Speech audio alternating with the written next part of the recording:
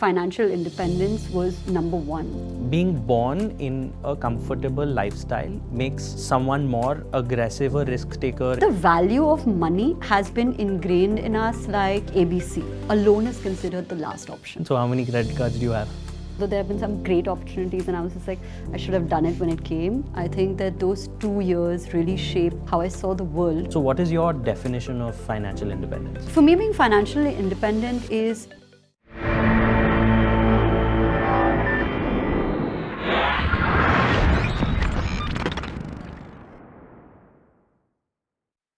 being a finance professional, whenever someone tells me something which I cannot validate using data or numbers, I innately feel extremely uncomfortable.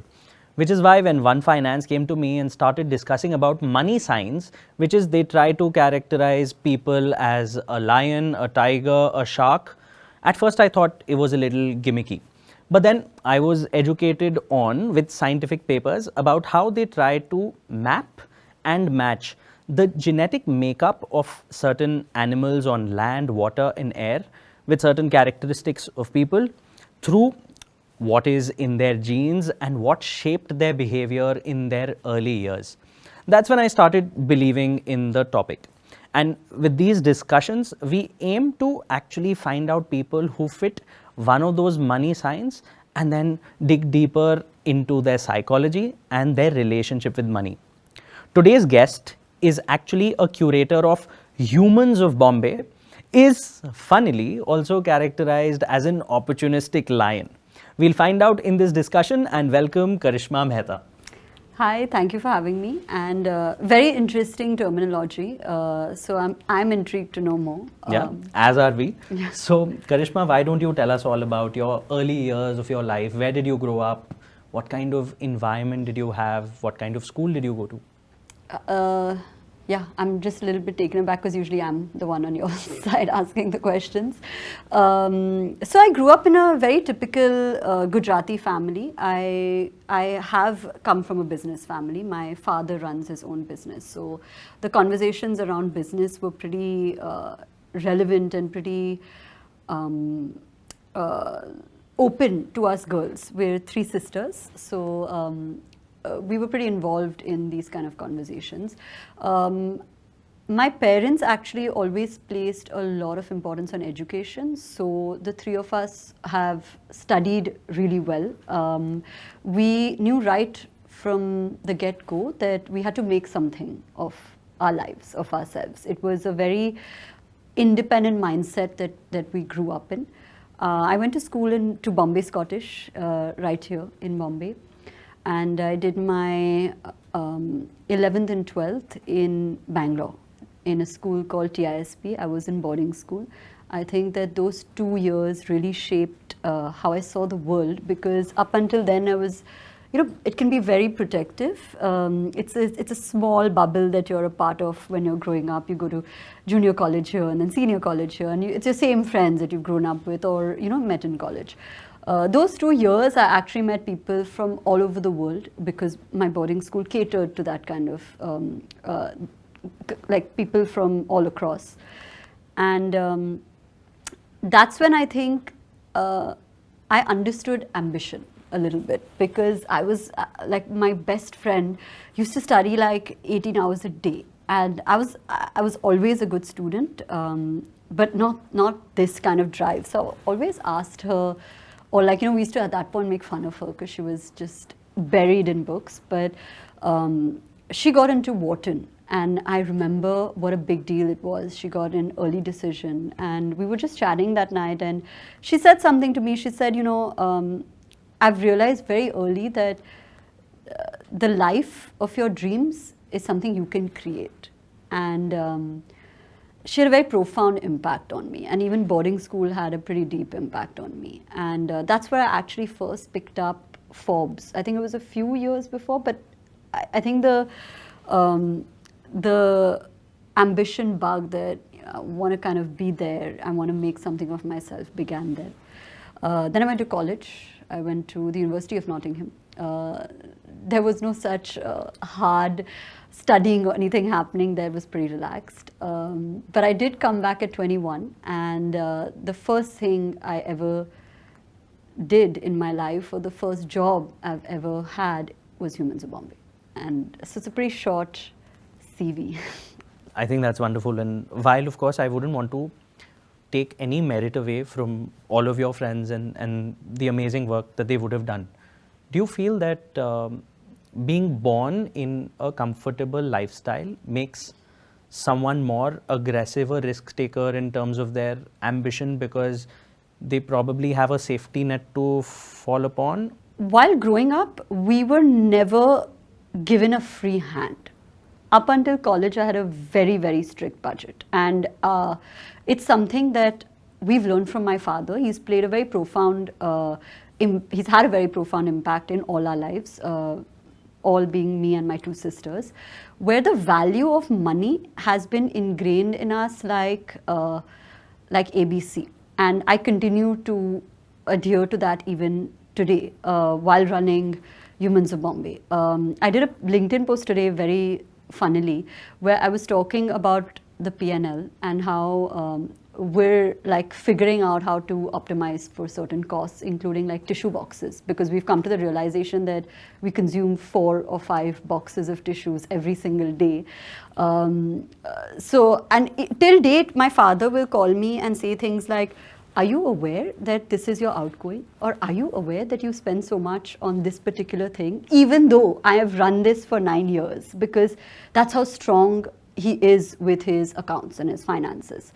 About being risk averse or not being risk averse, I think that I also learned that from my father, because he at a very young age started his own business. And I don't think that I ever thought I had a cushioning. Yes, my parents were supporting me in the first 2 years, but I knew for a fact that it is going to come to a point where they're like, this is not happening. Like, you've gotten a degree, you can go get a job. And I knew that. So I was very hungry and very inclined to make something of myself before I get to that point, where I have to make a certain level of compromise for what I really want to do, because it's not making money. And I acknowledge the privilege that I would not have started Humans of Bombay if I didn't have that safety net. But I also didn't have it in a way that it was just easy. Like, every single day, I've spoken about this, that it sounds very rosy in retrospect to say, oh, take a sabbatical and take some time off. I was asked very difficult questions. I was feeling insane amount of guilt because I had come back, I had an industrial economics degree. I had not applied for a single job. And I was at this point where I was just like, I don't know what I want to do. I only understand that I really love this that I've started, but how do I make money? Is it even sustainable? Are we going to make money? There were so many different questions, and my parents and family were also concerned because, like I mentioned, we've grown up in a home where we're taught that you have to be independent, and financial independence was number one. And I think it did push me to getting things together and getting things moving. Right. So what I'm hearing is that when you have parents who've probably been entrepreneurs, yeah, that definitely gives you an understanding that this is a great path to make money. However, that also adds pressure that if they've put in so much effort and taken it to a point, yeah, I should at no point be seen as someone who's probably, consuming fruits of their effort, and I need yeah, to surpass yeah, what they've created with my own effort and have to prove myself. yeah. So none of the three of us have joined my father's business at all, because we've all three done very different things with our lives, and we've all three made sure that the path was carved in a way that it's our identity. It wasn't given to us by anybody. We were very grateful that we had parents who educated us the way they did, but the identity is ours. So given there are 3 sisters in the household and they've all grown up in the same environment, I'd love to know, what do they do, and is it that life has shaped them similarly, or you see a stark contrast? So we're in very, very different fields. My middle sister, the one who is directly older than me, she started her chain of play schools and daycares at the age of 22. So she did bite the entrepreneurial bug. But she even received like a round of funding, but eventually now she's found her calling. She's trading in the stock market. She's married into a family that does that, and she really loves it and enjoys it. So she's very, very happy doing what she does right now. And my oldest sister has actually been part of corporate India her whole life, and she loves that culture. She loves being a part of something much larger. So she currently works at Reliance at the Geo World Drive in the marketing team. Lovely. So you also mentioned financial independence and how it was an important expectation that your parents had of not just you, but your siblings as well. So what is your definition of financial independence? For me, being financially independent is when I'm taking monetary/financial decisions, I don't need to ask or kind of have that liability that there's even a little bit of somebody else's money involved. That's the first thing. And the second thing is everything in my life, whether it is where I'm staying or what I choose to purchase or where I choose to travel or anything is all the money that I've earned. And I have been financially independent since I want to say 24, 25. Yeah. Lovely. So I think what I do hear from a lot of our other discussions, and of course I understand that they're all different people with different experiences, is they say financial independence for us would be one number when we hit. Beyond that, we won't have to work and we won't get paid for our time. Basically, we would have made enough, and that pool of money and the return we earn from it would kind of provide for all our expenses as well as our lifestyle, and we can then choose to do exactly what we want. And we saw that that did not really come into your answer. Does that mean it's a reflection of the fact that you're already doing what you want to do and you enjoy what this is? In terms of work, yeah, I would do this if I was not paid, because I love what I do at Humans of Bombay. I love that I'm creating something that's legacy, and I know that we're in that process. What I do agree with the definition that you quoted is that financial independence is freedom. It is 100% freedom. It allows you to design your life in a certain way, which implicates that you can choose to take a holiday. You can choose to take those extra days off. You can choose to not be working for a certain amount of time, which I think that at this point in time I do have. But I will never exercise that option because I just love what I do too much, and I like being busy, and I like building, and I love business. So yeah. And we can see you mentioned you wouldn't like anyone else's capital or money into anything that you purchase. So with say vehicle loans, which a lot of times people tend to take not because there's a dearth of money or affordability, but purely because they feel it's a financial calculation of being able to use the interest payments for tax savings. Do you ever look at loan from that lens? Again, this has a lot to do with how we were raised. A loan is considered the last option. That's just how it has been. And while now I'm at a different stage in life and I would like to make certain purchases that are of a larger ticket value, is it an option that I would consider? Absolutely. There is no two ways about it, because I think that if you're smart about it and you can figure out your finances and what you can stretch and not stretch, you can make a very informed decision. But it's a very personal choice, right? Because at this point in my life, I just feel so happy and comfortable that it's not something that I've actively thought about, but am I averse to it? Not at all. Okay, so loans are also in the form of, say, credit cards, and we'd love to know if you are a credit card person or a debit card person. I'm a credit card person. Credit card person. So how many credit cards do you have? I have 3 credit cards. Okay, and was there a benefit other than financial that pushed you to picking one?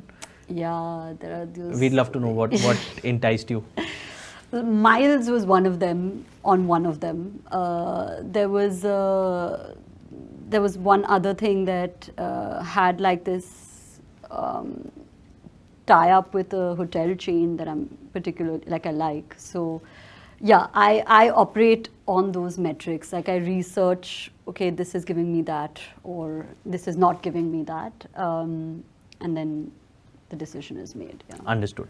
So I see that even with your credit card purchases, the incentive of being able to travel or to be able to stay at a good hotel has probably been an incentive. Yeah. So from that point of view, when it comes to lifestyle expenses, do you follow a framework where you say that, okay, of whatever amount I make, which could be say as simple as 100, this is a certain percentage that I must invest, or if I'm splurging, which is not beyond an X percentage of my income, that's absolutely okay and it's my choice and that's fine? If you've not thought about it, that in itself is an answer and there's No, nothing wrong with I'm it. just thinking how to say, how do I say this in not very elaborate terms. So I'm a very ad hoc person. I'm not like an active investor in the sense that I'm going to be looking at the screen and being like, that's going up and that's going down. That's just not how I operate. Do I invest in the stock market? Do I invest in equities? Yes. Have I done larger investments? Also, yes. But I'm not I know that I'm within boundaries at all times. Like in the sense, like I know for a fact that if I think of like an X car, I'm like, okay, this is something you're going to have to do the math about and like go backwards. But things in my life, it's not so much of a thought process anymore. Got it. Yeah. When we speak of investments, it's very common to talk about, say, stocks. And even in the past 2 years, I think crypto has been a part of literally everyone's life. Favorite investment class? Imagine you've got all possible options and I'll list a few out for you. So there would be real estate, there would be equity investing, there would be crypto, there would be startups, and then there would also be something like gold, and feel free to add others to the list as you may. What would you prioritize as your favorite investment to keep money in? I operate in equities a lot. Equities? Yeah, and then there's gold. I never got into the crypto game, and I'm so happy because I was like, this is too complicated a concept for me to explain to like a 5-year-old, and I just think that it's a little bit, I'm on edge about it, so I never got into crypto at all. So yeah, but we predominantly operate in the equities. Okay, so do you have a wealth manager or a professional who does that for you, or Yes. you like to be involved and do it yourself? So I'm involved when there is a sanction to happen because they're like, we're putting your money, we need your approval. Am I in touch every day? No, I get a report once a week, so I'm aware. I know whether it's up or down, whether it's in the red, it's in the green, what are we buying, what are we not buying, what's a good, I know, I'm aware, but I'm not actively like doing it. I have a wealth manager. Okay, so when we speak about, business metrics, there are two statements. There is an income and expense statement, which is also known as a profit and loss. And then, of course, there's a balance sheet, which is assets and liabilities. While, of course, we're not going to get into specific numbers. But when you look at your business, I'm looking at it right now, it's audit.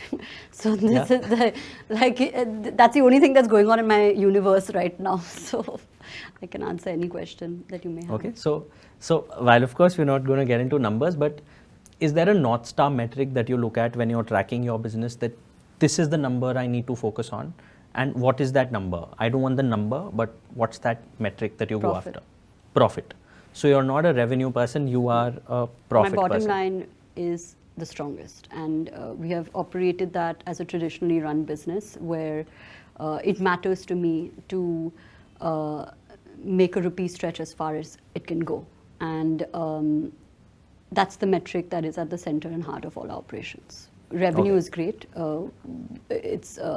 It looks really amazing, but what are we making from that? What can we put back in the business is what interests me, because that's what engenders growth. And if you're not growing, you're dead. And therefore, that is, in a simple linear equation, is the only thing we focus on. Which is why tissue boxes now are getting counted, of course. So You've spoken about the metric you look at from a numbers financial We're perspective. keeping tissue boxes. So Yeah. just so that there are going to be tissue boxes. Just like how do we streamline and optimize? But anyways, we found another. It's a whole thing. But yeah. Yeah. So you spoke about the number you track when it comes to business, but a lot of people, because it's called personal finance, also try to separate themselves from business and the numbers that they have for themselves. For your personal finance, is there a number that you track? For certain people, it could be net worth, that with the total of my assets, I want to achieve an X amount. Or it is an annual income that you're able to draw out from your business for your own spends. Or for someone else, it could be how much am I able to spend on my family annually, and that's the number that's giving me comfort. Have you ever thought about any such metric? It should be it will be annual income because obviously I've diversified. My only source of income is not the income I draw from Humans of Bombay. So it's annually where am I? Okay. And then I understand relative to that what is the lifestyle / what is the affordability / what is the vision / what is the goal. Okay. Because for entrepreneurs, their biggest investment is actually their business because that's what generating return, that's where they look at growth. Yeah. So have you been through a point where in business, first, you thought that you were expecting something to happen and suddenly it went away, overnight and what was your reaction to it? Or is it similar when it comes to finances, which is your investments? So in business, it happens all the time. It's never linear. It's just not possible because that's the nature of entrepreneurship, right? Like you have to reinvent and you have to take certain risks, and risks often come attached with capital, and you have to disperse that amount. Sleepless nights is a bit of a stretch. I don't have very many sleepless nights when it comes to these things because, and I speak about this often because I'm pretty aligned in terms of balance when it comes to emotions, especially because I'm a very deeply spiritual person. So I can't get through the day if I've not meditated because there's just too much happening. It's too volatile. So I need to kind of like get that centering. I don't have sleepless nights. My reaction to that, to anything that does not go our way, and it doesn't go our way so many times, like I cannot even count it. We don't look at it as a no. It's a workaround. So we're very solution-driven individuals at Humans of Bombay. I think that we focus on the problem for 5 minutes, but then there are 5 hours focused on what is the solution or where can we go from here. And I think that approach in itself cuts the anxiety or the restlessness that could come when you're taking certain business decisions. So that's the reaction. And I know it sounds very idealistic, but it's not like I stepped into business and this is how I operated. Of course, I've had situations where I've been so stressed and back in the day had like a lot of anxiety, or I've never grappled with sleepless nights, but in the past 4 to 5 years, especially because I've gone even deeper into my spiritual practices, I've learned to balance my emotions. And if your founder and your CEO are demonstrating a certain level of just balance in terms of it isn't swinging for too long, right? Like it's like, okay, we're coming back to optimum, we're not oscillating. The team rallies around that. So we are a very solution-first company. We will look for, this has obviously gone to the ground, what now? Do you also invest in startups? I haven't. Honestly speaking, I would love to. And I see myself doing that in the next 2 or 3 years. It's only a matter of time. But I haven't had the time to delve deep into certain things that you would need to look into while investing in startups, although there have been some great opportunities and I was just like, I should have done it when it came. I haven't.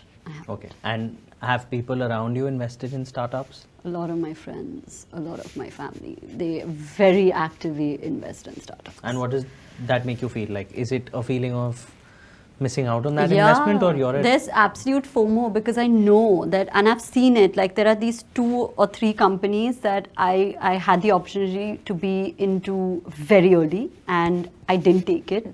So they say that wealth is of multiple types. It's not just money. There's also health. There's your network. There's time. So if you were to prioritize these 4 or 5 types of wealth, what comes first for you and what comes second? Time comes first for you? It's just time. Like it is ridiculous the way my days go, and I don't have control over a lot of my own day.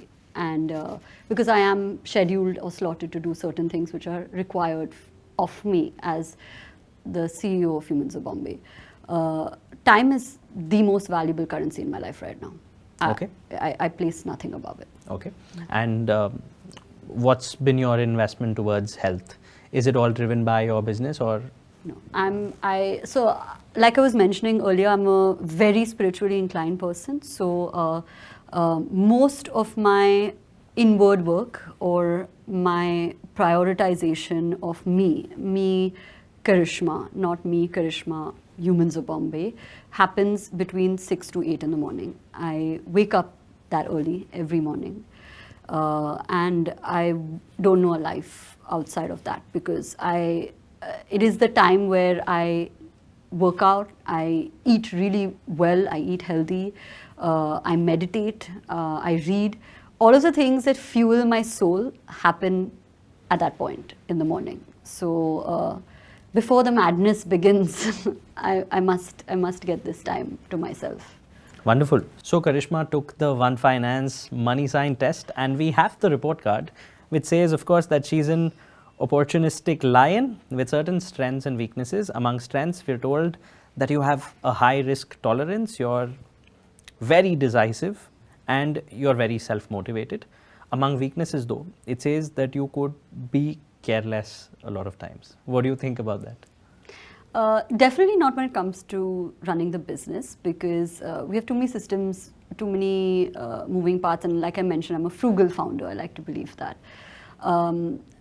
In my personal life, yes, I'm not a planner. I know somebody who has, in your notes section, like writes Starbucks and the expense for that, and that's just not something I can relate to, because I spend at ad hoc, at will. Yeah. Great. So thank you, Karishma, for being part of this discussion. With this, we got to learn about money characteristics of a personality like an opportunistic lion. You can also find out your money sign on the One Finance app.